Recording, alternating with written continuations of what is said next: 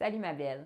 Aujourd'hui, on va parler d'un sujet essentiel pour ta santé et ton bien-être, l'équilibre hydrique. Cet élément-là est souvent sous-estimé, mais ça joue un rôle crucial dans notre quotidien. As-tu déjà ressenti une fatigue de façon inexpliquée ou encore une sensation de malaise? Ça peut être le signe que ton corps manque d'eau. Parce qu'en fait, maintenir un équilibre hydrique optimal, c'est essentiel, mais trop souvent, on néglige nos besoins en eau. Les pertes d'eau quotidiennes causées par exemple par la transpiration ou la respiration doivent être compensées pour éviter les désagréments comme la déshydratation qui peut entraîner des nausées, de la faiblesse ou encore une peau sèche. Alors, comment faire pour te sentir toujours au meilleur de ta forme? C'est ce qu'on va voir ensemble. Tu te demandes sûrement comment bien t'hydrater sans te compliquer la vie. Je te rassure, il existe des solutions simples et naturelles.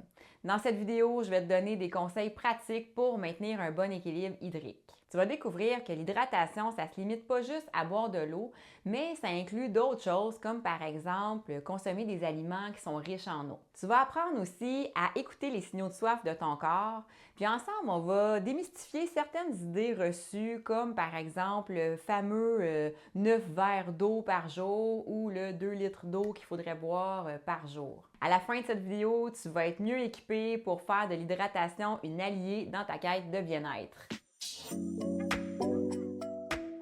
Moi, c'est Élise, je suis naturopathe et je t'aide à reprendre ton pouvoir sur ta santé et à retrouver ta vitalité grâce à des habitudes saines et durables.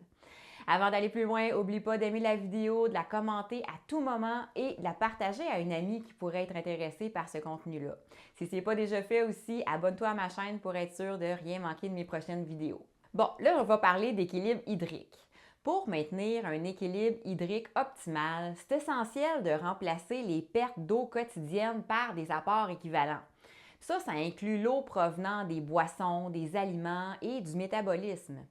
Les pertes d'eau se produisent principalement par l'urine, les selles, la sudation et la respiration. Parfois, des pertes excessives dues à la sudation, à la diarrhée ou à des vomissements peuvent mener à la déshydratation. Ça entraîne des symptômes comme des nausées, de la faiblesse ou encore de la sécheresse au niveau de la peau et des muqueuses. À l'inverse, une hydratation excessive peut surcharger les reins, puis ça, c'est pas souhaitable non plus. Il y a des mythes qui existent autour de l'hydratation, comme l'idée qu'il faut boire 2 litres d'eau par jour ou 9 grands verres d'eau par jour. Les besoins en eau varient d'une personne à l'autre, puis ça dépend de plusieurs facteurs, comme par exemple ton niveau d'activité physique, la chaleur ambiante et l'alimentation. Les aliments qui sont riches en eau, comme les fruits et les légumes, peuvent aussi contribuer à l'hydratation. C'est important d'écouter les signaux de soif de notre corps. La soif, c'est le mécanisme naturel qui indique notre besoin d'hydratation. Il y a certaines personnes qui peuvent ne pas ressentir la soif parce qu'elles consomment plus de liquide que nécessaire. Puis ça les amène à ignorer les signaux de leur corps. D'un autre côté, dans des conditions de chaleur ou d'effort physique intense, la soif devient vraiment plus marquée. Il existe une formule pour t'aider à évaluer tes besoins moyens en eau par jour, mais c'est essentiellement théorique parce que, comme je te dis, il y a plusieurs autres facteurs qui vont venir jouer sur les besoins que tu as d'eau à chaque jour. Tu as juste à prendre ton poids en livres, puis à le diviser par 2, puis ça te donne un nombre d'onces. Donc, c'est cette quantité-là que, normalement, tu devrais boire par jour. Puis, à partir de ce chiffre-là, comme je te dis, tu l'ajustes à la hausse ou à la baisse en fonction de différents facteurs, dont ceux que je t'ai nommés plus tôt. Mais comme cette méthode-là, elle ne tient pas compte de tous les facteurs qui peuvent influencer l'hydratation, c'est préférable de tout simplement se fier à la soif.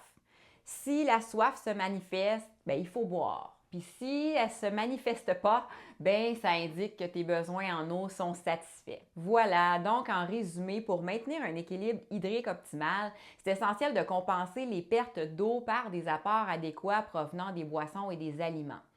Écoute toujours les signaux de soif de ton corps parce qu'ils sont le meilleur indicateur de tes besoins en hydratation.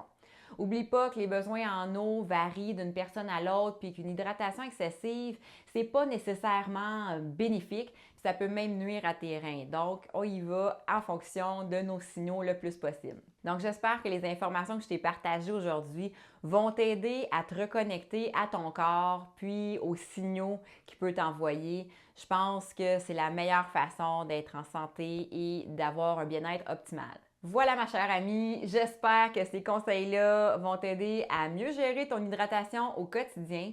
N'oublie pas que chaque corps est différent, alors écoute bien ce que le tien te dit.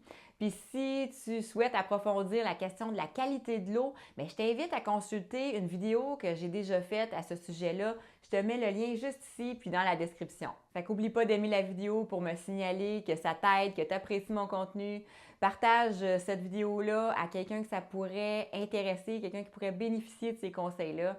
Puis, n'oublie pas de t'abonner si c'est déjà fait pour rien manquer de nos prochains conseils santé. Prends soin de toi et on se revoit bientôt. Bye!